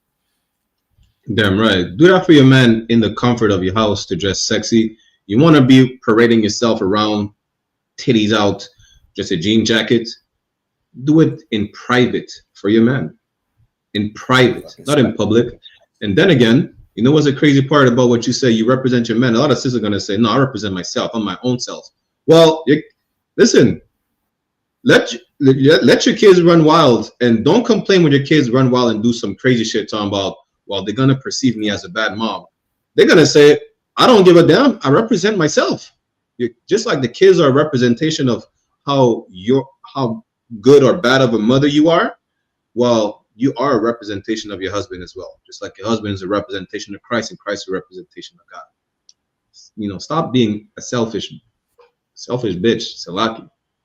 You know, don't, because then your kids are gonna say the same shit. You can't say nothing to them. You know why? Because when your husband was saying something, you know what you told them? You told your husband, well, he can say nothing to you. Get that shit straight in your head. Salakia. Let's you know what I'm saying? Like Salakia, you know what I'm saying? Like the sister should have told her, you know what I'm saying? You know what I'm saying? Keep them sagging and loose titties for your man. You know what I mean? Yeah, nice. Salakia. Listen, yeah. Damn. I'm not paying for them. Okay, but I asked them to come and they said they will come with us. And I said, You asked them to come, not me. Okay, but I asked them to come and I said my man got money. Like, okay, I got money, but I'm not paying for your friends. They are not my friends. Okay, but now I look like a liar. I look like I'm lying. That's not my fault though. That's not my fault. Because Misha, she got a man. Her man can pay for hers. Tell her man to send her some money. No, I said you gonna do it though. No. I said no man coming. I want you to be there, but you don't got it. You broke? No, I yes, I'm broke. I'm broke. No, I'm broke. No, you not I'm broke. though. You not though. But you can go spend money on Balenciaga artists. But I asked you to do something for me. You can't do it. I'm doing it for you. I'll pay for you, but not your friends. And I don't even like Keisha because Keisha talk extremely too much. You don't talk too much. Every single time we argue, Keisha talking about that's why you shouldn't be with him. And then she always trying to get you to cheat on me. No, I'm not messing with Keisha. Okay, because maybe you should stop arguing. It ain't about that right now. Like, no, I need you to pay for them just this one time, like for real. I'll pay for you, but not your friends. Listen. I don't see what's the argument. And the nigga, yeah, he did the greatest thing ever, right? He said, are you broke? He said, yes, I'm broke. She said, no, you're not. Bitch, listen, tell their men to pay for them. What am I, a walking bank account? Like, am I your personal loan? Talking about I pay for you and your friends, and they have their men. Tell your friends, call your men who you deem as a wallet, and tell them to send you some money so we could all go out to eat together. Why do I have to pay for you and your friends? Don't they have men? If they have a man, listen, tell them, call your man and tell them to send you, I don't know, wherever you're going to eat at, how much you're going to need. Tell them to send you the money. That's it. This nigga is not married to her friends. They have their own man. And they seem that the man is their wallet. So if they have their own wallet, tell them to, you know, withdraw money from their own man accounts. Salaki. And there's an important part of the video also, like I'm saying, when he said Keisha is always pushing you to cheat on me, and she said, yeah, but whatever, you know what I'm saying, but that shouldn't even be considered as a friend, because she's telling you not to destroy your relationship. You know what I'm saying? Not, you know what I'm saying, coming from the world, you know what I'm saying, our sister doesn't understand that you cheating on that man is a sin. You understand? And the salary of it, you understand, is death. You understand? She's really telling you, you understand, like she would rather you die than be happy with that man. She would rather to see you die. You understand? God punishes you. You understand? Like, and that's how the demons come in your life sometimes. You understand? Through, you understand, bad advices from friends. You understand? You understand? Like you're probably gonna see, like, in the, you know what I'm saying, like, hopefully not, for the brother's sake, you know what I'm saying? There's another video that come out, you know what I'm saying, he didn't want to pay, then she had sex with another guy that's willing to pay. You know what I'm saying? But her friends telling her to, you know what I'm saying, cheat on that brother, you understand? It is extremely diabolical, man. You understand? She shouldn't even be your friend. You have a friend that tells you, you know what I'm saying, like, leave your man or cheat on your man, you know what I'm saying? Stop calling her. You know what I'm saying? Like, block her number. You know what I'm saying? Because she's telling you, you understand, to do something that's so evil. You know what I'm saying, according to God's eye, you know what I'm saying? Like, and I'm gonna tell you, you know what I'm saying, like, how it's evil as well, because you see, like, us following, you know what I'm saying, these other nations, God calls it, you know what I'm saying, like fornication, you know what I'm saying, adultery with these other nations, because we follow their custom. And this is why, you know what I'm saying, like, you know what I'm saying, we in the situation we're in right now. Adultery, you know what I'm saying, is extremely a wicked sin. You know what I'm saying? Just like every sin, but it shows that you don't have no type of loyalty. It shows that you don't have, you don't stand on nothing. You don't stand on your words. You understand? Meanwhile, you have a friend, you know what I'm saying, or so-called friend that's telling you to cheat on your man. You shouldn't even have, you know what I'm saying, call that friend. You shouldn't even, you know what I'm saying, talk to her. You know what I'm saying? And now you know what I'm saying, imagine asking him to pay for her food and whatnot. Meanwhile, she's telling her that she has to cheat on him, man. That's evil as hell. Yeah, that's diabolical. So bye, Keisha. It's a lot. Elon Musk's father says America is doomed if white people become the minority. Claims that apartheid fed black South Africans. Boy, this is exactly what we talked about with Ahban. They're trying to really forget about making America great again, making Europe great again. They're trying to make the world white again. Imagine that. Like how is that so where white people, this is exactly why white people commit genocide. It's called the Great Replacement Theory. Came from what, the early 1930s or something like that, by a Frenchman. He said, well, France is going to be Muslim and black and Arabs. The Americans are saying the same thing. Clearly, the white South Africans who are not indigenous to South Africa are saying, yo, listen, we cannot become the minority. The only way for white people not to become a minority is to commit genocide. They don't reproduce as fast as the other people on the planet. Don't you know that? Salakia, other one. Salakia, they'd rather be, you know what I'm saying, like OG lesbian. That's why they're not reproducing. They are there being OG lesbian and OG gays and whatnot. Like they want all the OGs, you know what I'm saying, with the letters behind it, man. You know what I'm saying? Like that's why they're not reproducing enough. And you know what I'm saying? Maybe if you leave black people alone and stop thinking about what black people are doing, you will focus more on that woman. You will have more kids, man. You know what I'm saying? White people have some babies now, you know what I'm saying? Like, because the kingdom is coming. We're not going to build the kingdom like that. You know what I'm saying? We need workers.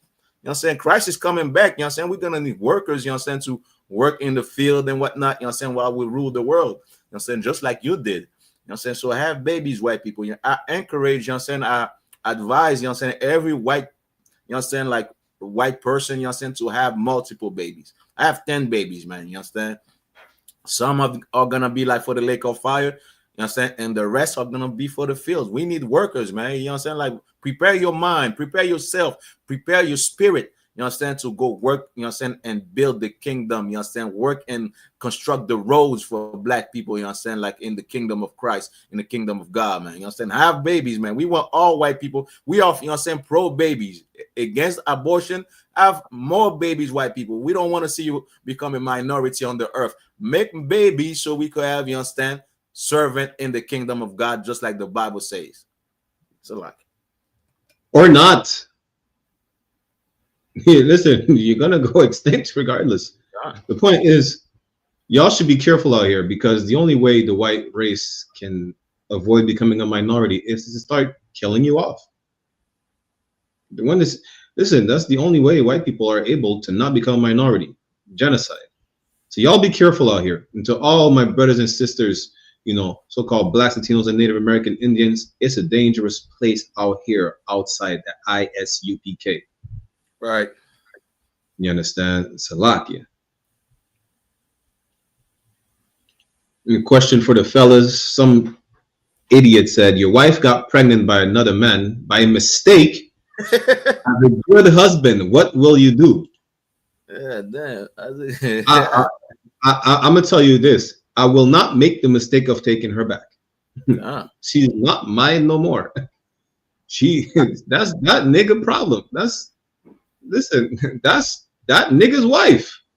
God. You know, damn. As a good husband, listen, how am I a good husband if she's not my wife no more? Imagine that. She got pregnant by mistake. Did she have sex by mistake? So like, she must be Jewish. She fell on the rod. She fell on the rod. She slipped and fell on the rod. You know, by mistake. Who was that man? Was it the Holy Spirit? Good night. How do your wife get pregnant by another man by mistake? She's a slut by mistake. She got possessed. She's a whore. And there was no mistake. So like as a good husband, I would suggest, you know what I'm saying, for all of you men that might be going through this, as a good husband, be a good husband enough to get you another wife. Yeah, that's it. Just do that. Because mistakenly they were not wearing a condom, and mistakenly he bust up all his juice in her. Mistakenly, you understand? She must follow the Talmud. You know what I mean? It was a mistake. Listen, if your wife comes to you like, yo, listen, I got pregnant by another man and it was a mistake. How many other niggas that were mistakes that she just didn't get pregnant by? You know? That's nefarious, diabolical. It's a lot. Just mistakenly, you know what I'm saying, like take everything and, you know what I'm saying, you have in the house and get the hell out. You know what I'm saying? Do that by mistake as well. Mistakenly get out of her life. Okay. Remove yourself from the equation mistakenly. But Salaka, you know what I'm saying? Salaka, there's a lot of men, you know what I'm saying, like that's going through this, you know what I'm saying, like not knowing, having discipline or knowledge or wisdom, you know what I'm saying, and you know what I'm saying, being raised by a mother, you know what I'm saying, by simple mothers that will take that woman back and raise that kid, you know what I'm saying, as their own. You know what I'm saying? That's not your kid and that's not your woman no more. You know what I'm saying? And that woman will never respect you. You know what I'm saying? She will always keep doing the same thing over and over. Why? Because you gave her the ground to do it by taking her back. You know what I'm saying? You give her the ground to do it, you know what I'm saying? And she will never respect you. She will never, you know what I'm saying, see you like, you know what I'm saying, like the image as of a man. You know what I'm saying? She will always disrespect you because of that action of you taking her back. You know what I'm saying? So do not do that mistake and take her back. You know what I'm saying? She have sex with another man, leave that hoe, you know what I'm saying? Leave that hoe to that other man. She's for the street. You know what I'm saying? Just like the lady, the Eden that was dressing, you know what I'm saying, like with the tablecloth, you know what I'm saying? And she say, I'm outside every day. I'm outside all the time. Well, tell you know what I'm saying, leave her outside. Get you know what I'm saying? There's gonna be a woman, you know what I'm saying, that you're gonna find out that will never, you know what I'm saying, by mistake, you know what I'm saying, sleep with another man. That will never disrespect you. That will never, you know what I'm saying, like, you know what I'm saying, make you ashamed and, you know what I'm saying, like, you know what I'm saying, diminish your masculinity, you know what I'm saying, your manhood. You know what I'm saying? Like, have a woman, find a woman like this. And if you're Black, Hispanic, and Native Indian, the best place to find a woman like this is inside of these school. You know what I'm saying? Like in this school, you know what I'm saying, under commanding Jordan YAHANNA. Why? Because our sisters follow the Bible. Our sisters are, you know what I'm saying, righteous sisters, you know what I'm saying, that love them man and elevate them man and never, you know what I'm saying, disrespect them man and make them men be ashamed to be outside. You know what I'm saying? Don't let anybody, you know what I'm saying, like say anything against their man. You know what I'm saying? Just like the Bible say, your man is your Lord. You know what I'm saying? Just like Christ is our Lord and the God is the Lord of Christ. You understand? Your man is your Lord, man. You should look at your man just like, you know what I'm saying, you look at Christ. You should look at that man like that man is God to you. You understand? The sister in this school know this, you know what I'm saying? But the thing is with you, you got to come in this school and get proper knowledge, you know what I'm saying? And, you know what I'm saying, like, do not take, you know what I'm saying, a whole, like, you know what I'm saying, a whole back. So, like. Damn right. You understand? You're going to take her back. She's going to make a couple other mistakes. Sure. She's going to make mistakes. Listen, she's gonna get a army in her belly by a mistake. Yeah, she's gonna make me sick all the time. LG 90K off say shalom. Hey, shalom. Whatever for tuning in. You know, we're about to end the show though in a minute, but we're live again. One West Ground Zero Radio podcast. We're live on I.S.U.P.K Montreal, I.S.U.P.K Toronto, and One West Ground Zero, our new YouTube channel. You understand? Every Sunday, 1 p.m. Eastern Standard Time. And as usual, you already know what it is. Just for the end of the show, we're about to play our clip of white peopling. You understand? For you to understand that nobody values life more than our people. Because clearly they don't. And here's the proof. On today's episode of Random White Acts of Danger, we have biking on the edge of the earth. Why? Strictly for vibes. Margin for error, guessed it. Death. Because low left, that is a rocky bottom. It is over. Violent, vociferous type of death. Low right, rolling down the grassy knoll. It is over. How you even find this place, son? And I be thinking now, you at the top of a mountain, so you had to bring your bike all the way up there, or did you bike up there, or did you mountain climb and then you start biking, or did you just get in a helicopter, drop you off because you like, yo, I'm about to go ride the crack. God would be pissed though, because he'd be like, yo, I made these mountains for views, beauty, maybe a little hike. You're not supposed to be biking on the edge of the world, my guy. Are you insane? Surprisingly, not sponsored by Red Bull, but hey, Red Bull, I think I just found you a new athlete. You might as well sponsor dude because what? Are you crazy? On the outro, today's episode of Listen, I don't understand why white people do what white people do. I don't question at this point. I'm glad. The only thing I'm glad about is I could be part of the experience just by being behind the screen. Like imagine that, a POV with a what's that, the body cam, the GoPro. Imagine white people made it so that they're gonna have these in the VR. I don't have to go up the mountain and risk my life because white people are already doing it. Now, would I like them to do so? Absolutely not. Just like Adiyar said, you know, all the heathens are gonna be servants in the kingdom, right? I don't want my servants just to die because they do stupid things like right off the edge of the world. Why? Like the brother said, strictly for vibes. White people, you need to understand that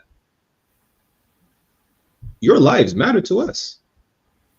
We don't want you to do that. Adiyar needs his castle built. You understand? I just want a shack. You can build me a shack for my tools if you fall off the edge of the world. Because white people lives matter to us, I implore you to stop doing this. And if you don't, I mean, I'm gonna still enjoy the view because clearly you're wearing a GoPro. And I mean, he was alive. How I know he was alive because he uploaded that video and gave us, you know, the chance to share the experience. It's a lot. Yeah. This is why. Go ahead, please. It's a lot. Nah, I was it. It's like I'm stupid. Salaki, this is why you're saying like you have news, and then next thing you know, that the chopper, they have to get the chopper and get them in on the mountains and whatnot. Well, the thing I would like to ask the government, like, you know what I'm saying, like, you know, we pay taxes and everything. Certain services, you understand, we don't need. So can we, like, you know what I'm saying, these type of services, you know what I'm saying, can we, like, you know what I'm saying, like, not pay for them, or, you know what I'm saying, like, you know what I'm saying, get the money back, because you're not gonna find us, like, you know what I'm saying, on the edge of the mountain cliff, you know what I'm saying, like a whatnot, you know what I'm saying, all destroyed, and you have to call the chopper, you know what I'm saying, to pick us up, man. You know what I'm saying? That's why people think, let them pay for these, you know what I'm saying, for these, you know what I'm saying, like taxes and whatnot, you know what I'm saying, like these things that they're using, you know what I'm saying, like they're crazy anyway, like, you know what I'm saying, like we're not crazy at that point, man. Let us pay like for the hospital bills and whatnot, you know what I'm saying, like, you know what I'm saying, the thing that we use, but we're not using no chopper, you know what I'm saying? You don't need a chopper for black people, you know what I'm saying, to rescue black people, unless if we're on a boat, on a cruise ship or whatnot, you know what I'm saying? But things like this, they should pay for themselves, man. So I like it. Right. And imagine that in 2025, right? Again, you could buy VR and be at the top of the mountain, skydive, or do some of the most dangerous things on the face of the earth without having to actually do them. But they can't live if death is not involved. That's the thing. One margin of error, he slips in the breeze of wind that blows the bike away. You can't. You're not gonna survive that. You can't make me believe. I don't even know. First of all, the brother said, I don't even know how you got up there. I don't even know how you came down. We know you did. And so like the videos uploaded. Cut. And so like, you know, like I said, the thrill is on them. Like I said, after finishing this, that they feel proud.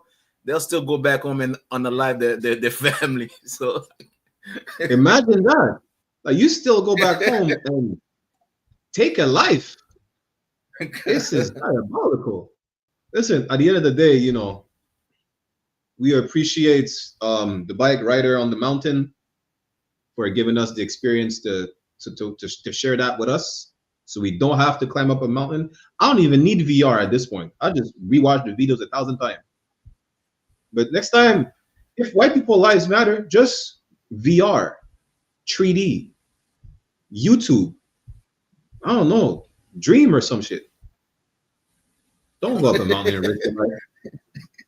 You know, with that said, that was another great episode of One West Ground Zero. You understand? Hosted by Officer 1000 IDR and myself, Officer 500 Baraki Allah. We had the pleasure of having Officer 5000 Ahban with us as a special guest. We will have more special guests, you understand, in the future. Just bear with us, you understand?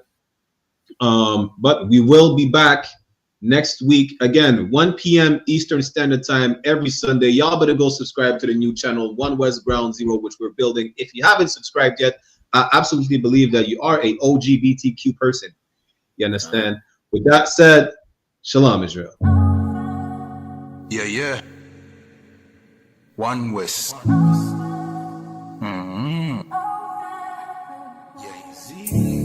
I'm sorry, me need a break, I'm sorry.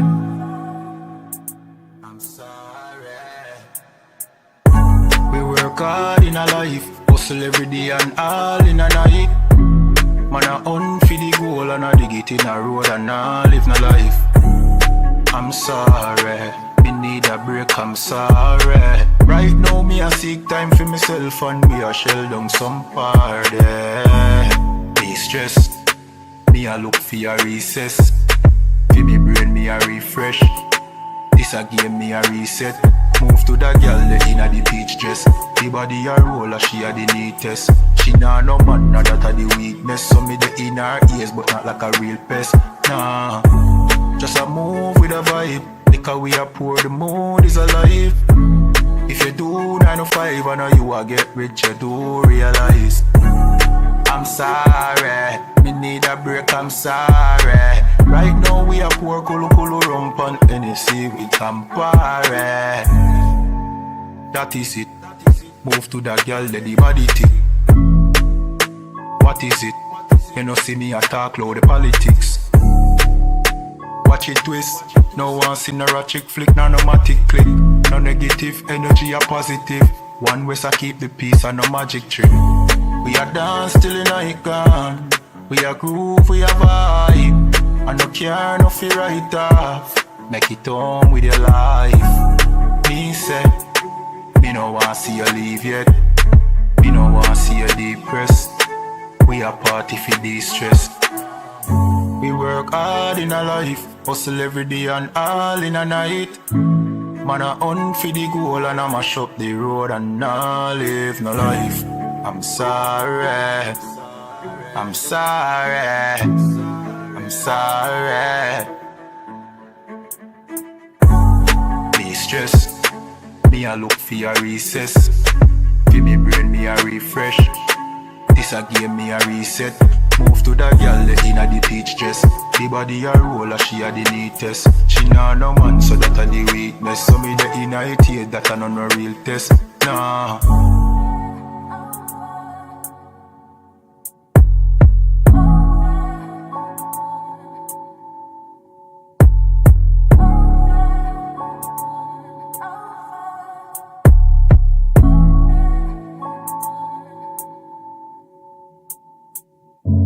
Hey, listen, brothers and sisters, man. If you like what you hear, hit the subscribe button, man. Subscribe to this channel. And also, please, go to I.S.U.P.K.com and pay your tithe. Drop me some cash so we can move around this planet like we need to, man, and do the things we need to do. They're One West.